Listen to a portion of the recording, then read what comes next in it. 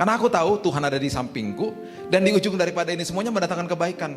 Dan seringkali di dalam benak kita mendatangkan kebaikan, masalahnya hilang. Bukan. Seringkali masalahnya masih ada. Dan tambah berat. Tapi mendatangkan kebaikan kenapa? Aku yang berubah. Bejana ini jadi bejana yang lebih dahsyat, lebih luar biasa. Kapasitas diperbesar, perkara yang baru-baru, yang dahsyat. Terus dipercayakan nanti sama hidup kita.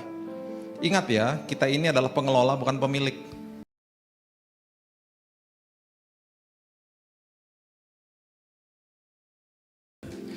Baunya beda langsung. Oke. Saudara, saya mau berikan pengajaran yang sebenarnya saya sedang menulis bukunya.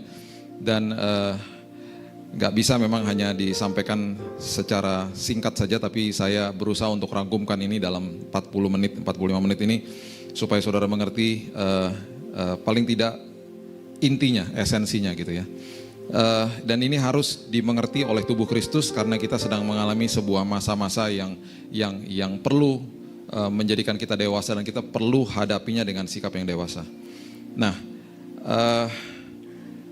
saya akan berikan judulnya yang mungkin saudara suka dengan kata ini, karena kata ini adalah kata yang sangat hangat dengan orang-orang Kristen. Ya, judulnya berkat. Jadi saudara pasti suka dengarnya, wow berkat gitu. Tapi ini yang justru menjadi beban bagi hidup saya selama bertahun-tahun terakhir ini. Karena pengertian daripada berkat ini sudah jauh melenceng dan kita tidak mengerti arti sebenarnya. Padahal Yesus mengajarkan ini di khotbah di bukit dan lain sebagainya. Dan dia sudah mempersiapkan kita semuanya untuk masuk ke dalam zaman-zaman seperti ini. Yang saya katakan zaman seperti ini adalah zaman yang sebenarnya tubuh Kristus sedang dianiaya. Sedang dianiaya. Dan untuk itu malahan Kristus sendiri mengatakan bahwa kita sedang diberkati. Nah, kita perlu mengerti.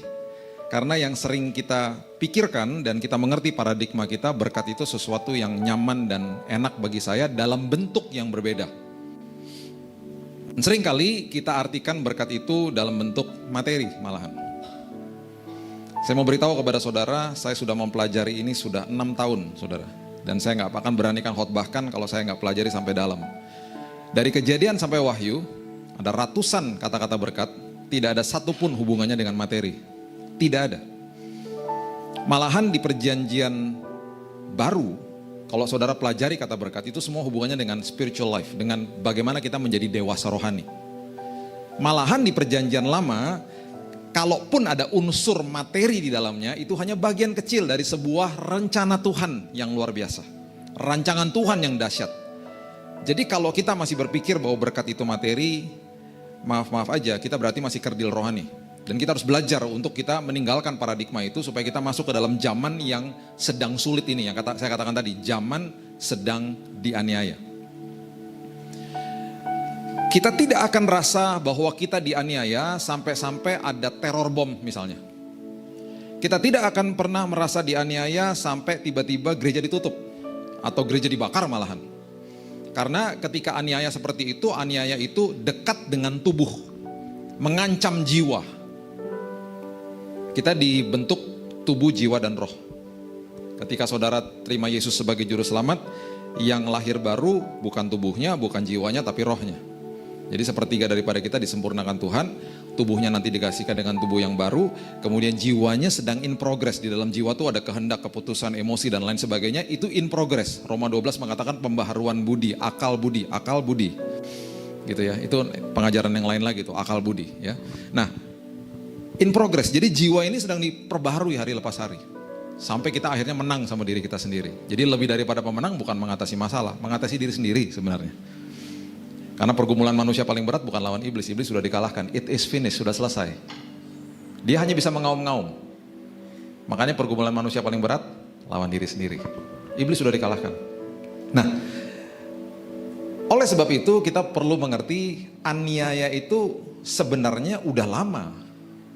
Bukan pas lagi ada bom-bom aja, bukan. Aniaya sebenarnya sudah kita alami sejak lama di dalam jiwa. Kenapa? Karena kita dianiaya sama media.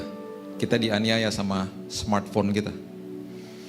Jiwa kita dianiaya. Makanya di 2 Petrus dikatakan apabila kita tidak menjaga orang benar, kalau tidak menjaga pendengaran dan penglihatan, karena itu adalah 2 daripada beberapa panca indera manusia yang paling banyak menyerap informasi. Kalau itu nggak dijaga, jiwa yang benar akan tersiksa, firman Tuhan katakan. Jadi kita sudah tersiksa sebenarnya, karena kita nggak jaga, kita nggak ngerti bagaimana meregulasi diri sendiri tentang smartphone. Dan akhirnya ketika seminar hamba Tuhan, bisa 70% daripada mereka yang terlibat pornografi. Karena sangat mudah ditemukan di sini. Dan itu aniaya. Itu aniaya. Tapi kita belum merasa bahwa itu sesuatu yang mencekam gitu ya. Karena belum mengancam tubuh, belum mengancam jiwa. Belum mengancam maksudnya nyawa kita gitu. Bulan lalu saudara pasti dengar ada bom di Surabaya. Saya sudah 10 tahun terakhir ini sebulan bisa 2 kali ke Surabaya. Karena tubuh Kristus atau jumlah gereja atau jumlah jemaat terbesar setelah Jakarta di Indonesia ini yang terbanyak tuh di Surabaya. Malah gedung gereja terbesar di Asia malahan sekarang ini, Asia Tenggara dan sekarang katanya Asia itu ada di Surabaya. Bisa 35.000 orang satu kali ibadah. Waktu hari Sabtunya, ya sebelum bomnya meledak di pagi hari, saya ada di gereja Pantai Costa itu, hari Sabtu malam. Saya mengisi di Dewasa Muda dengan teman-teman dari STT di situ, karena mereka ada STT di belakangnya, jadi kami ibadah. Saya sempat menyapa petugas keamanan yang besoknya kena bom dan baru beberapa minggu terakhir ini ya, dia meninggal. Besok paginya, jadi persis 12 jam setelah itu, tempat itu dibom.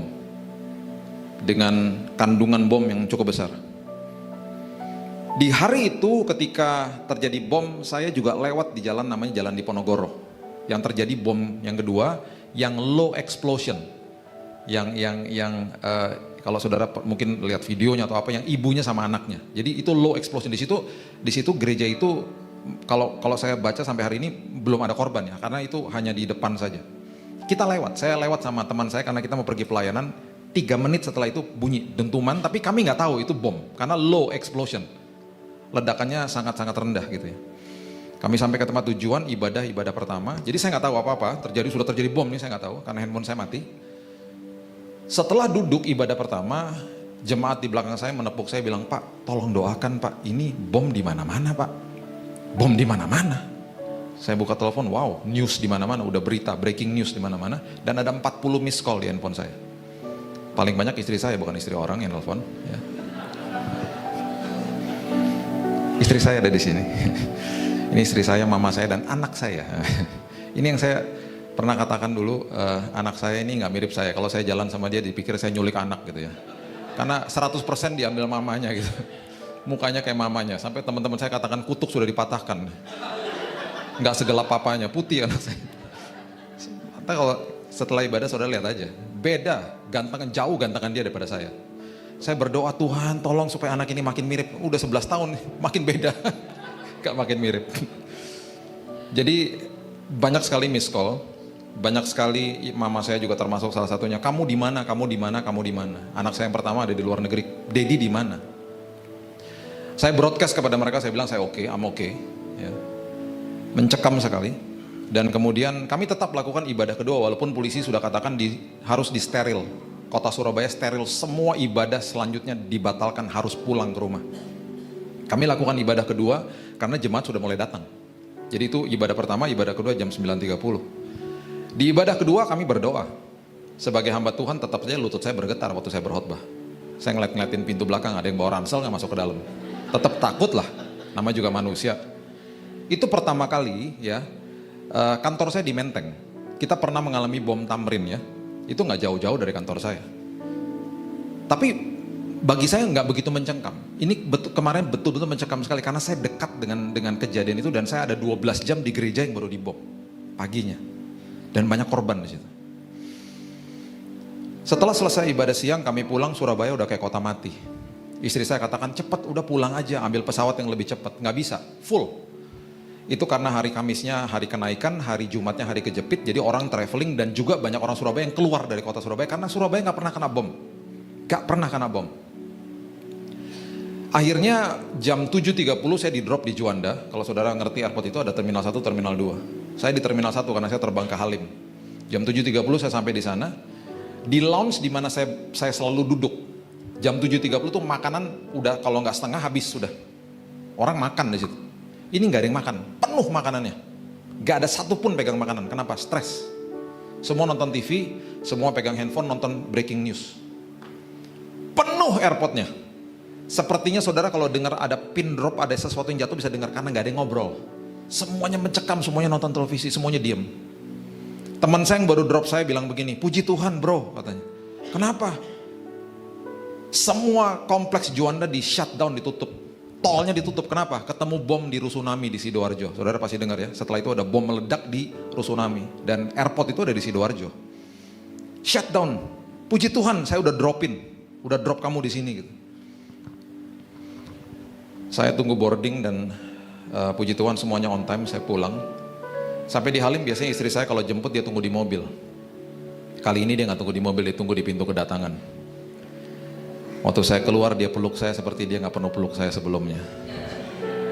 Sampai-sampai saya berpikir apakah perlu ada bom sampai dipeluk kayak begitu. Sempat hari itu saya bilang sama istri saya, jangan kasih tahu anak saya yang kedua ini, karena dia masih 11 tahun. Saya nggak mau dia dengar dari mana-mana, karena dia selalu kalau saya pergi dia doain saya, dan dia tahu kemana saya pergi. Karena dia suka khawatir anaknya, dia suka kepikiran nantinya. Jadi saya bilang jangan nyalakan televisi, udah diemin aja. Karena ini anak punya hati yang sangat sensitif. Besoknya pagi-pagi, saya sengaja bangun pagi dan saya harus jelaskan kepada dia dengan bahasa yang dia mengerti. Bagi saya berat. Saya nggak pernah mengalami pengalaman seperti itu. Orang tua saya harus jelaskan kepada saya, negaramu dalam keadaan terancam begini, kamu harus doa. Nggak pernah. Jadi saya harus jelaskan kepada dia dengan bahasa sederhana yang dia mengerti. Saya katakan kamu harus doakan Indonesia dan lain sebagainya.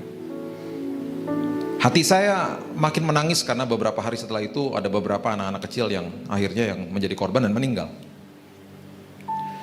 Dan itu akhirnya memicu saya untuk kemudian menyelesaikan buku saya tentang topik ini, berkat.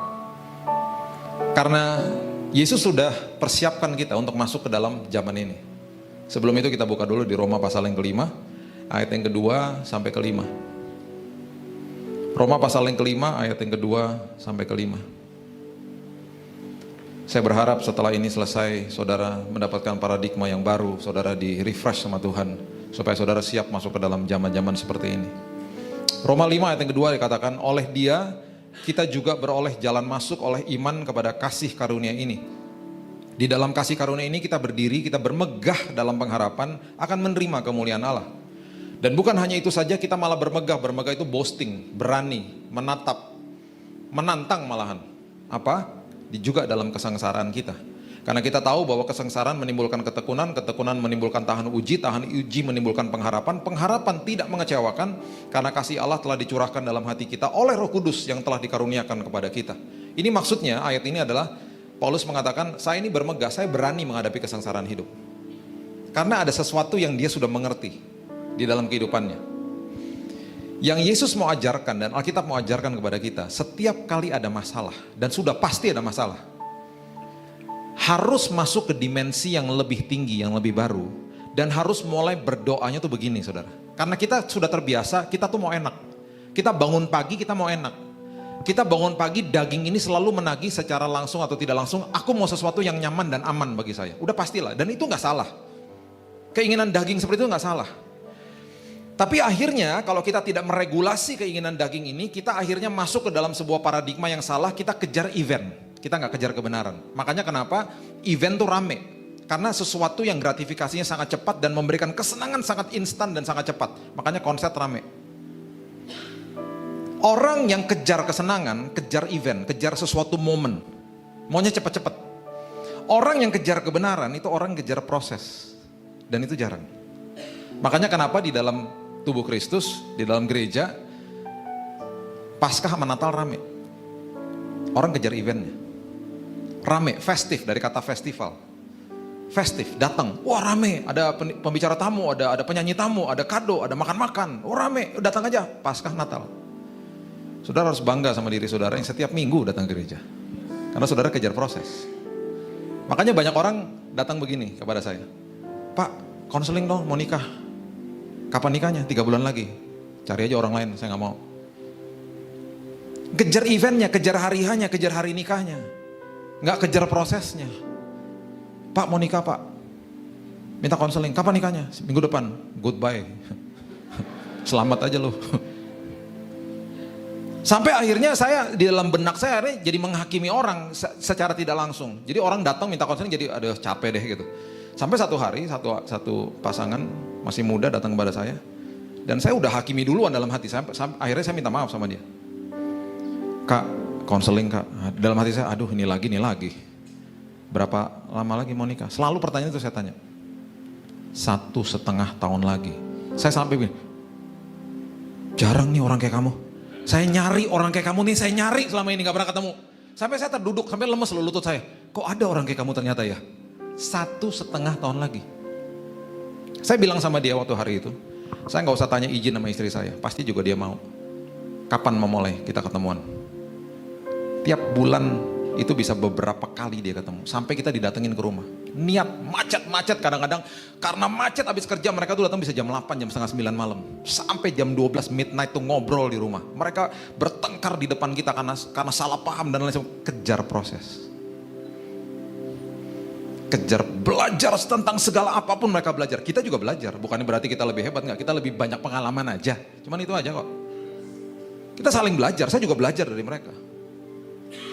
Saya nggak pernah berpikir dalam hati saya atau dalam prinsip kekristenan saya di atasnya siapapun, nggak pernah.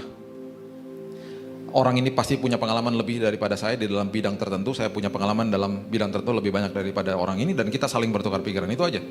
Saya nggak pernah nangis di dalam sebuah pernikahan sampai saya datang ke pernikahannya mereka. Mereka pertama kali ciuman di depan altar, segitu-gitunya sampai jaga kekudusan. Hari ini mereka menjadi pasangan yang luar biasa bahagianya. Mereka sangat berhasil, mereka luar biasa. Karir mereka pun naik. Karena mereka kejar proses. Mereka kejar kebenaran. Dan itu gak enak. Itu gak enak. Yuk kita kejar itunya. Makanya carilah dahulu kerajaan Allah dan kebenarannya. Maka segala sesuatu baru ditambah-tambahkan dalam hidupmu. Jangan kejar yang ditambah-tambahkan. Kejar bagian yang awalnya. Carilah dahulu kerajaan Allah dan kebenarannya. Ingat, itu kata ditambahkan loh. Kalaupun gak ditambahkan berarti saudara dan saya udah cukup. Udah cukup, itu kata, itu kalimat harus digali. Itu ditambahkan tuh berarti extra, shall be added. Tanpa itu pun saudara dan saya udah cukup. Gak usah kejar-kejar itunya, itu kedaulatan Tuhan. Mau ditambahin syukur, enggak juga terima kasih Tuhan. Kita bejana kok. Di dalam ikut sama Tuhan yang harus diperbaiki, makanya ketika menghadapi masalah atau menghadapi sebuah kesengsaraan hidup, yang Paulus mau tekankan adalah begini, jangan lagi berdoa untuk masalahnya hilang atau masalahnya lenyap. Berdoa di dalam apapun pergumulan ini bukan masalah yang berubah, saya yang berubah. Itu baru dahsyat, itu baru dewasa, itu arti daripada berkat. Jadi kalaupun masalahnya ada, terima kasih Tuhan. Masalahnya dihilangkan itu kedaulatan Tuhan, terserah Tuhan. Tuhan yang tahu kok. Tapi selama perjalanan iman ini, dalam perjalanan proses ini, apapun itu boleh terjadi Tuhan, sampai di ujung pasti saya tahu saya akan sampai di ujung dengan selamat karena Tuhan menggandeng tangan saya. Dan selama perjalanan ini Tuhan, saya mengucap syukur karena saya akan dirubahkan Tuhan. I am changed. Itu maksudnya. Itu maksudnya kata bermegah di depan kesengsaraan. Karena aku tahu Tuhan ada di sampingku dan di ujung daripada ini semuanya mendatangkan kebaikan. Dan seringkali di dalam benak kita mendatangkan kebaikan, masalahnya hilang. Bukan. Seringkali masalahnya masih ada. Dan tambah berat. Tapi mendatangkan kebaikan kenapa? Aku yang berubah. Bejana ini jadi bejana yang lebih dahsyat, lebih luar biasa. Kapasitas diperbesar, perkara yang baru-baru, yang dahsyat. Terus dipercayakan nanti sama hidup kita. Ingat ya, kita ini adalah pengelola bukan pemilik. Matius 25 mengatakan kita adalah pengelola bukan pemilik. Makanya talenta itu dititipkan 5, 2, dan 1. Dan harus digandakan, harus dikelola. Makanya kehidupan kekristenan bukan kepemilikan, stewardship, pengelolaan kok. Makanya ketika kita mengerti mengelola makin dahsyat, makin luar biasa. Kita gak memiliki apa-apa. Mazmur 24 mengatakan apapun yang ada di bawah langit milik kerajaan surga. Bukan punya kita. Kita hanya pengelola, kita gak akan bawa apa-apa. Kita datang gak bawa apa-apa, pulang gak bawa apa-apa kok. Datang telanjang, pulang telanjang. Di hari kita meninggal nama kita pun lenyap, dipanggilnya apa? Jenazahnya di mana? Hilang namanya. Lahir dikasih baju, meninggal ntar dikasih baju lagi. Nggak bisa komplain kita.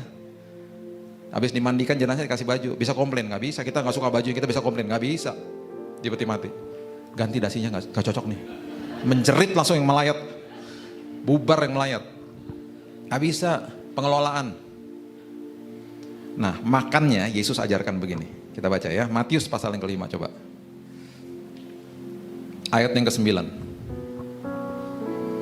Ini aneh, kata berkat disandingkan dengan kata derita. Nah ini saya mau jelaskan kepada saudara. Ada 3 kata di dalam perjanjian lama dan perjanjian baru yang arti daripada berkat. Di perjanjian lama namanya barak atau esher, saya nggak bisa gali lebih dalam karena waktu. Barak dan esher. Di dalam perjanjian baru namanya makarios. Oke, barak, esher dan makarios adalah arti atau akar kata daripada kata berkat. Itu nggak ada hubungannya sama materi. Artinya adalah berbahagia atau bersukacita di dalam rencana Tuhan dalam hidupmu. Itu artinya.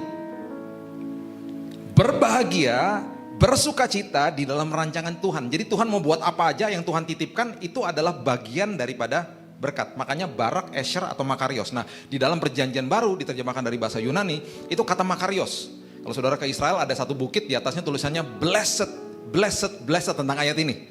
Tapi lembaga Alkitab kenapa sampai menerjemahkan dengan kata berbahagia? Karena diterjemahkan langsung dari bahasa aslinya atau makarios. Bukan bahasa Inggris. Lembaga Alkitab tidak pernah menerjemahkan Alkitab yang saudara pegang itu dari bahasa atau versi bahasa Inggris, nggak pernah. Mereka terjemahkan dari bahasa asli. Makanya keluar kata-kata ini, berbahagialah. Yang artinya sebenarnya berkat. Kalau saudara buka Alkitab bahasa Inggris saudara, kata berbahagia ini tulisannya blessed. Jadi dibacanya begini. Matius 5 ayat 9 mengatakan begini, berbahagialah atau diberkatilah orang yang membawa damai. Karena mereka akan disebut anak-anak Allah. Perhatikan ayat 10. Berbahagialah atau diberkatilah orang yang, katakan bersama-sama saya, 2-3 apa? Dianiaya oleh sebab kebenaran karena mereka yang mempunyai kerajaan surga. Berbahagialah atau diberkatilah kamu jika karena aku kamu dicela, dianiaya dan kepadamu difitnahkan segala yang jahat. Disebut kafir malahan.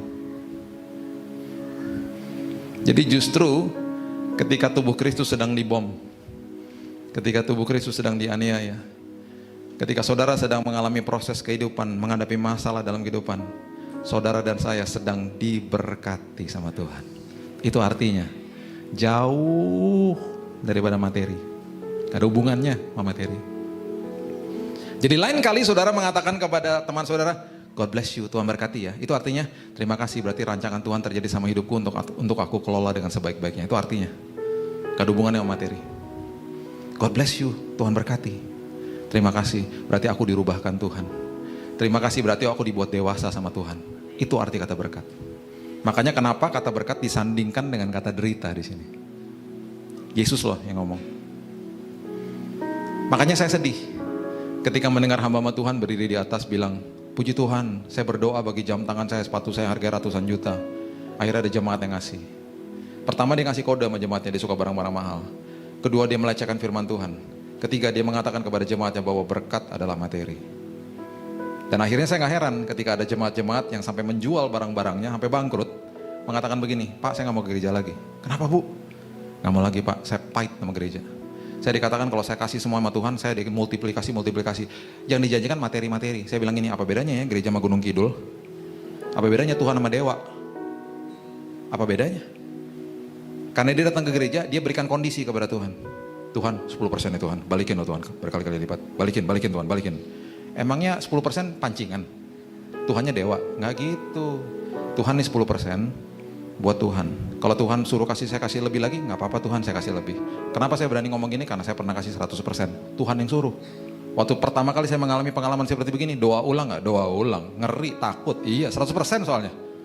Kalau ada suara Roh Kudus 20%, oke lah cincailah 20%, 30, oke lah, mulai berat, 40 udah, oke lah Tuhan, 100%. Sampai pas lagi doa sampai begini, yang benar Tuhan, 100%. Karena apa? 10% punya Tuhan, 90%-nya pun punya Tuhan.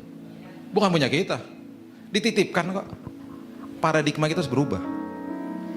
Ikut Tuhan tuh bukan untuk saya, bukan aku lagi. Makanya kalau kata pikul salib itu artinya stauros.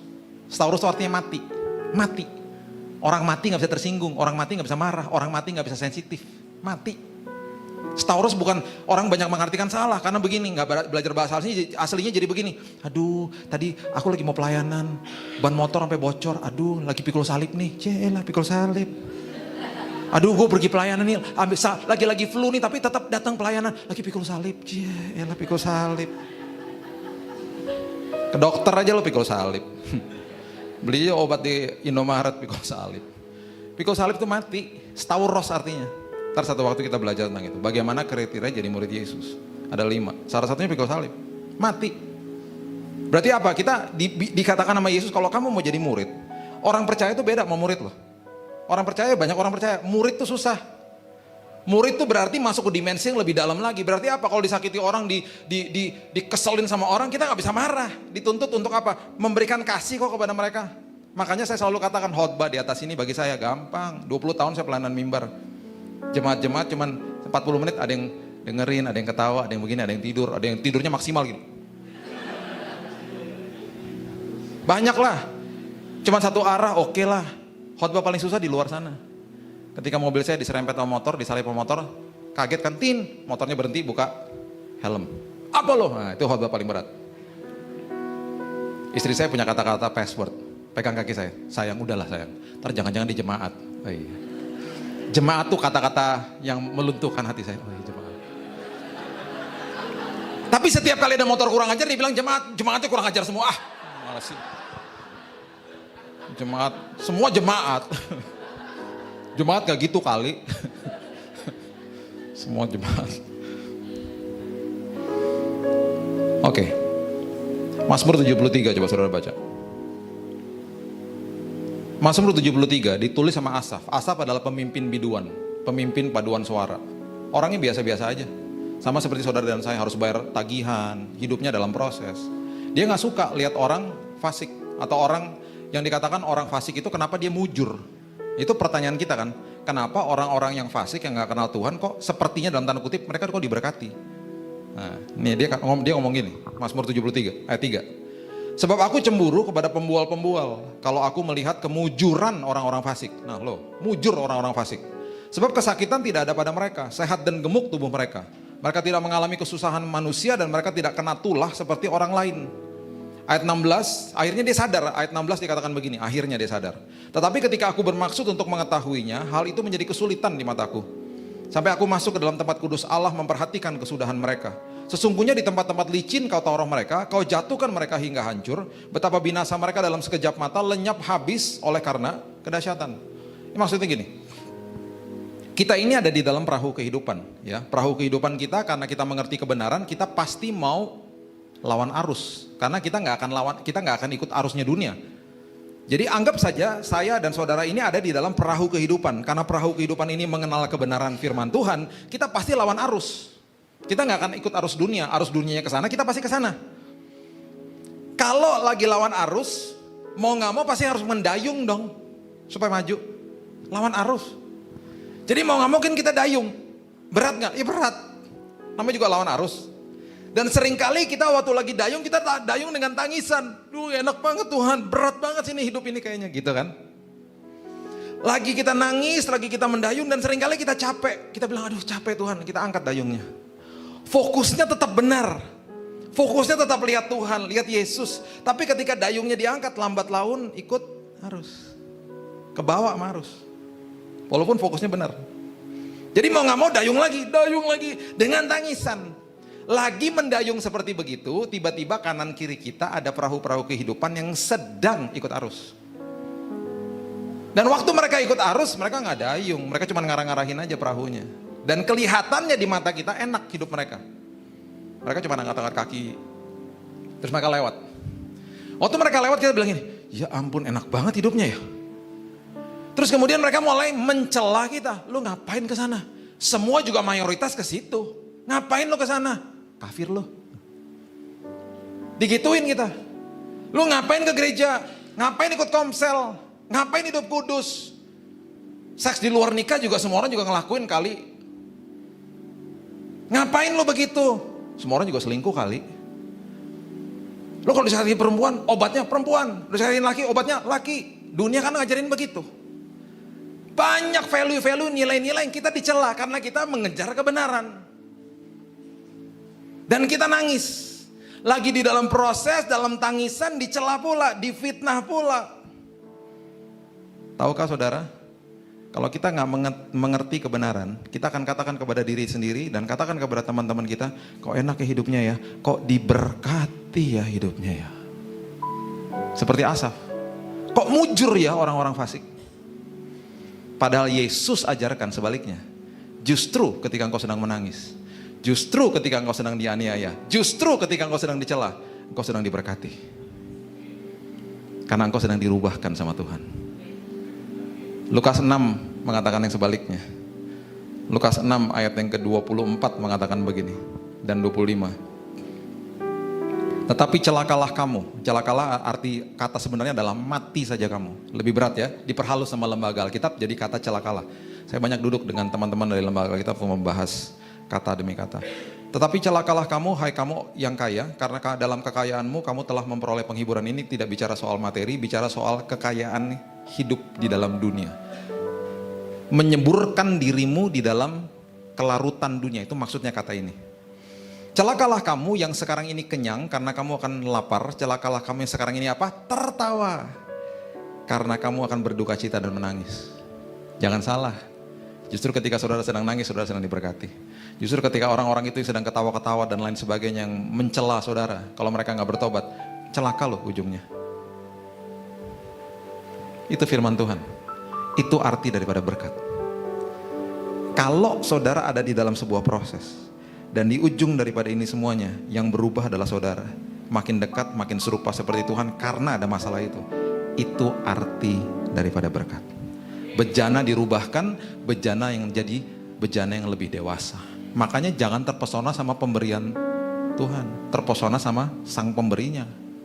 Contoh, waktu anak-anak masih kecil, mereka mempunyai 3 momen yang dapat kado besar. Graduation, naik kelas, ulang tahun, dan Natal. Dan karena mereka masih kecil, ketika dapat kado, mereka akan langsung kabur sama kadonya, ngacir sama kadonya. Thank you, mereka nggak bilang thank you, mereka langsung kabur. Terus kita bilang begini, bilang apa? Kan masih kecil, belum jadi budaya bilang terima kasih. Waktu mereka lihat kadonya, sambil lihat kado nggak lihat kita, baru bilang thank you dad, thank you mom. Mereka dari hati nggak ngomongnya, enggak, kan disuruh. Bilang apa? Kita kan suka bilang begitu sama anak kecil, karena bilang terima kasih belum jadi budaya. Terpesona sama pemberiannya. Hei, bilang apa? Thank you mom, thank you dad. Nggak lihat sama kita, dibuka kadonya dan suka sama kadonya. Dan kita maklum-maklum aja, kenapa? Karena mereka masih kecil. Terpesona sama pemberiannya. Sampai-sampai waktu akhirnya dia nih umur 10 tahun lalu, dia koleksi Lego di rumah. Jadi kami selalu beli Lego. Saya juga suka Lego, main Lego. Nah, saya kasih dia kado Lego, habis selesai kita tunggu di depan tokonya, istri saya ada di toko sebelah, kita nunggu. Tiba-tiba dia taruh Legonya dan dia peluk saya. Dan dia bilang, thank you dad, tanpa saya suruh.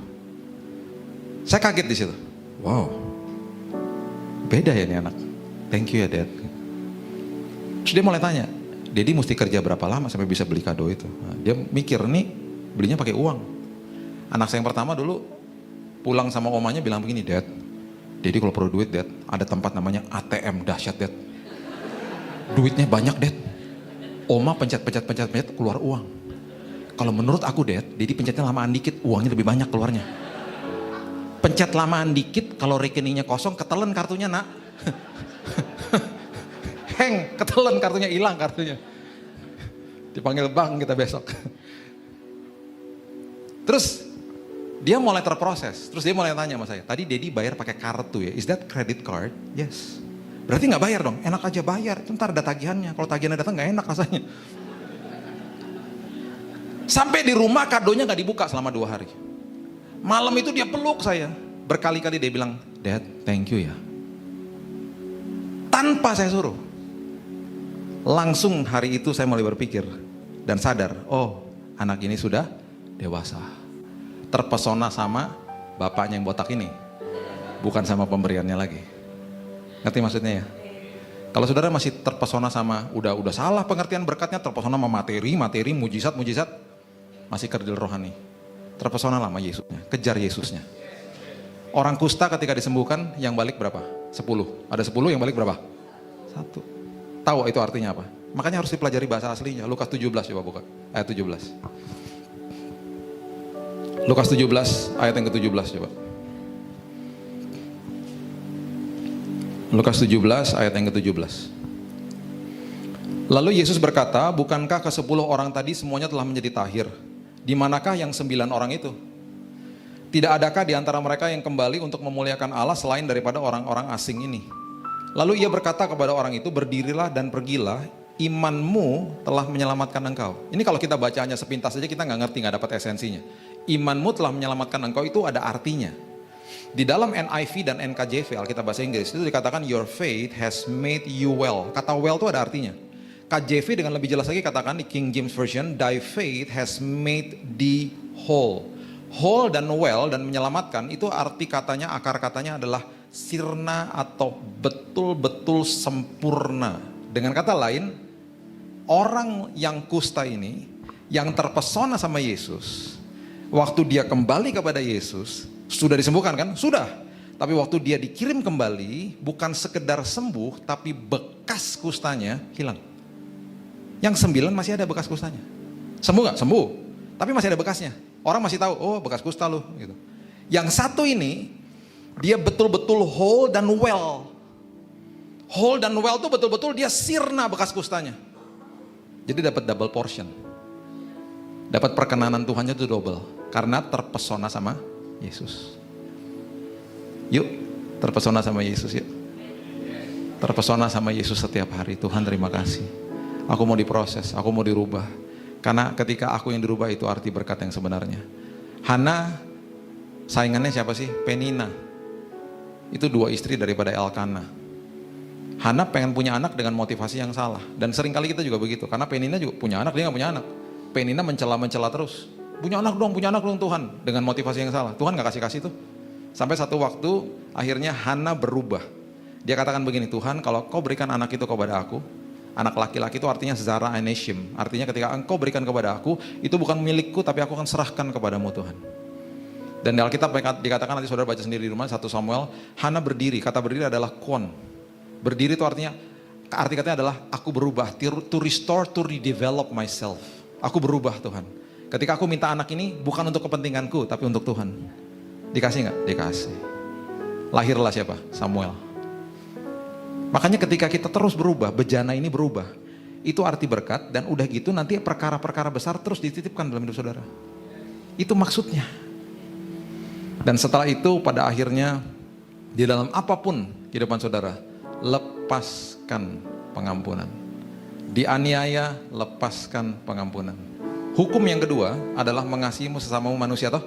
Sebelum kata itu ada kata begini, yang sama dengan itu. Sama dengan apa? Yang pertama apa? Mengasihi Tuhan Allahmu dengan segenap hatimu tuh. Jadi yang kedua, ketika disuruh mengasihi sama manusia, sebelum ada kata itu ada kata begini, yang sama dengan itu, sama dengan yang pertama. Jadi kalau nggak mengasihi sama manusia berarti nggak mengasihi Tuhan. Seringkali kita bilang gini, aduh udahlah nggak apa-apa lah Tuhan, ngasih Tuhan kalau ngasih manusia itu ntar aja lah Tuhan, nggak bisa. Hukum itu, hukum. Dan hukum tidak pandang bulu.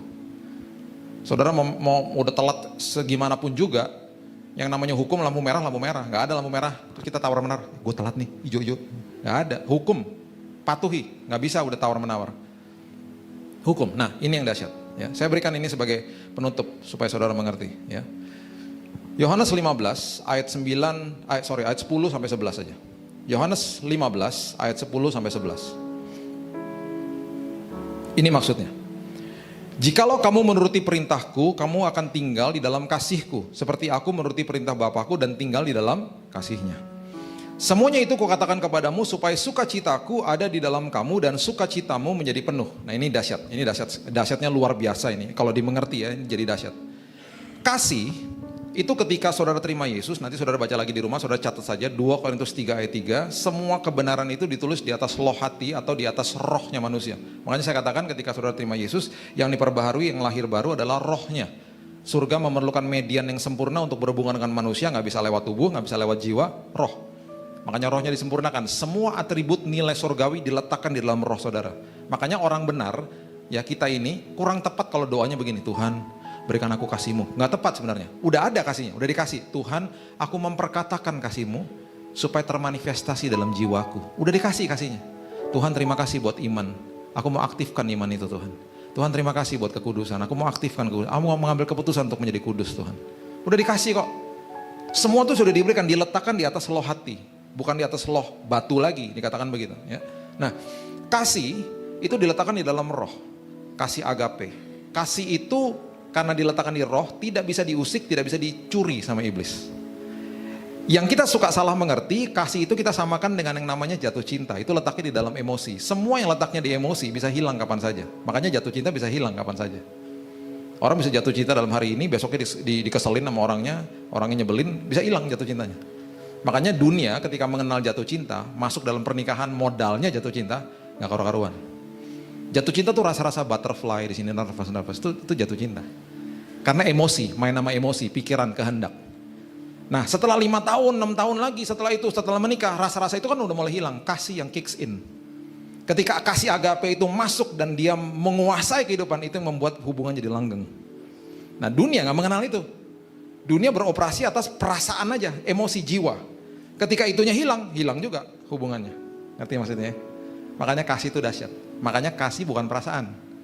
Kasih adalah keputusan. Love is a decision. Bukan perasaan. Makanya 1 Korintus 13 ayat 4-7 nanti saudara baca. Kasih itu murah hati, kasih itu panjang sabar, tidak mementingkan diri sendiri. Itu bukan perasaan. Nggak ada saudara bangun-bangun pagi gini, rasa-rasa murah hati nih, nggak ada. Murah hati adalah keputusan. Aku mengambil keputusan untuk murah hati. Aku mengambil keputusan untuk mengampuni. Nah itu maksudnya. Karena sudah diletakkan di dalam roh. Supaya termanifestasi di dalam jiwa. Menguasai jiwa, emosi, kehendak. Nah ayat ini mengatakan kalau engkau tinggal di dalam kasihnya, kasih Yesus. Itu engkau akan mendapatkan apa yang namanya sukacita. Nah sukacita juga diletakkan di dalam roh. Hanya kerajaan surga yang bisa berikan saudara sukacita. Temennya sukacita yang ada di dalam emosi manusia itu kita kenal dengan kata kesenangan. Beda sama sukacita. Makanya bahasa Inggrisnya happiness dengan joy itu beda. Joy adalah sukacita, itu gak bisa dicuri sama iblis. Tapi yang namanya kesenangan itu bisa hilang kapan saja. Bisa dicuri sama iblis. Nah sukacita membawa kepada ini, Filipi 4 ayat 4-7. Filipi 4 ayat 4-7. Saya bagikan 2 ayat lagi dan kita selesai. Filipi 4 ayat 4-7. Bersukacitalah senantiasa dalam Tuhan. Sekali lagi kukatakan bersukacitalah. Hendaklah kebaikan hatimu diketahui semua orang. Ya, yang punya sosial media, kebaikan hatimu senantiasa harus diketahui semua orang. Jangan argumentasi, jangan kasih kata-kata gosip, jangan terpancing apa-apa. Tebarkan firman Tuhan, sosial mediamu. Karena apa? Tuhan sudah dekat, firman Tuhan katakan. Janganlah hendaknya kamu khawatir tentang apapun juga. Nyatakan dalam segala hal keinginanmu kepada Allah dalam doa dan permohonan dengan ucapan syukur. Damai sejahtera Allah, ayat 7. Yang melampaui segala akal akan memelihara hati dan pikiranmu dalam Kristus Yesus. Jadi sukacita akan membawa kepada damai sejahtera. Kasih membawa kepada sukacita. Sukacita membawa kepada damai sejahtera. Bukankah itu yang Paulus tulis juga di Galatia 5? Buah roh urutannya begitu loh. Kasih, sukacita, damai sejahtera, dan seterusnya. Dia gak asal tulis. Makanya kalau lepaskan kasih, kerajaan surga akan memberikan sukacita. Ada sukacita, akan dikasih damai sejahtera. Letaknya juga di roh, gak bisa dicuri sama iblis.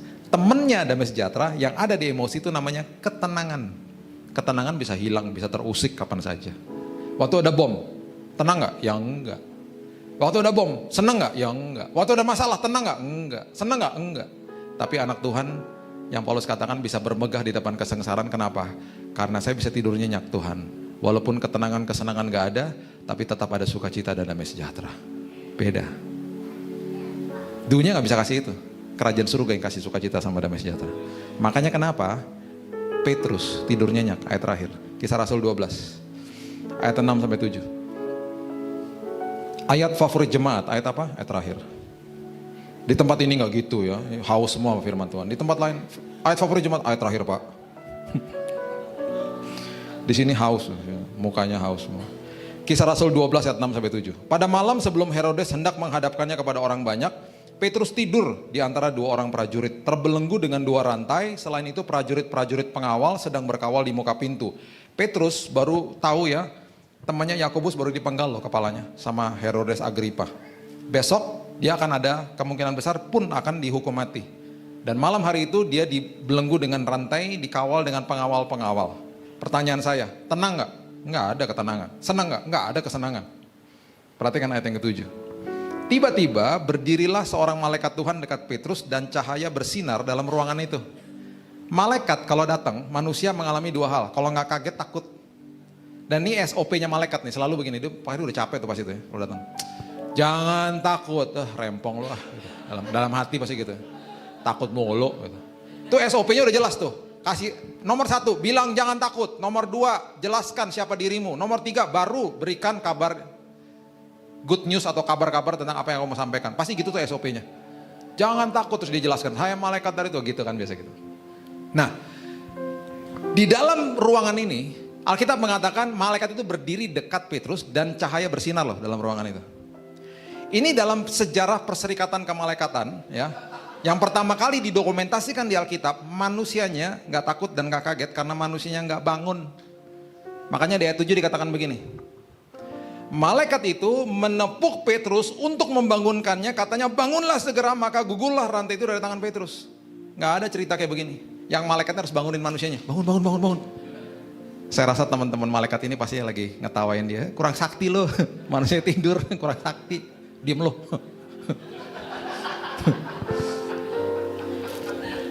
Pertama kali manusianya nggak bangun, malaikat loh sebelahnya, cahaya bersinar loh. Berarti apa? Petrus tidur nyenyak. Indonesia akan ada shalom, Indonesia akan tidur nyenyak, akan ada sukacita dan damai sejahtera kalau tubuh Kristus terus melepaskan kasih Tuhan, lepaskan pengampunan, lepaskan kasih Tuhan. Kalau nggak kita siapa lagi? Harus berdoanya begini. Nggak apa-apa berdoa Tuhan, berdoa bagi Indonesia. It's okay, good. Naik satu level lagi. Tuhan, apa yang aku bisa buat Indonesia? Tuh. Kita mengasihi negara ini. Kita ditempatkan di negara ini bukan kebetulan. Jangan kabur. Jangan punya pikiran, oh, kabur aja, pindah aja, jangan. Tuhan kasih kita spesifik di tempat ini. Karena Tuhan punya maksud. Nggak salah kita ada di sini. Indonesia akan penuh dengan kemuliaan Tuhan. Kalau tubuh Kristus mengerti, walaupun aku dianiaya, aku sedang diberkati Tuhan. Walaupun aku sedang dianiaya, aku sedang dirubah sama Tuhan. Itu arti berkat. Dan di ujung daripada ini semuanya aku akan lepaskan pengampunan. Kasih aku lepaskan supaya ada shalom atas kota Jakarta, shalom atas kota Surabaya, shalom atas kota-kota yang lain, atas negaraku Indonesia. Akan ada damai sejahtera dan sukacita. Dan ini adalah kesempatan di mana kita menjadi lembaran terbukanya Yesus. Memberitahu kepada dunia, khususnya negara ini. Ini loh Yesus saya. Engkau aniaya aku akan lepaskan pengampunan. Biar engkau lihat Yesus. Gereja jadi mercusuar. Jadi jawaban bagi bangsa ini. Mari kita berdoa. Thank you Jesus.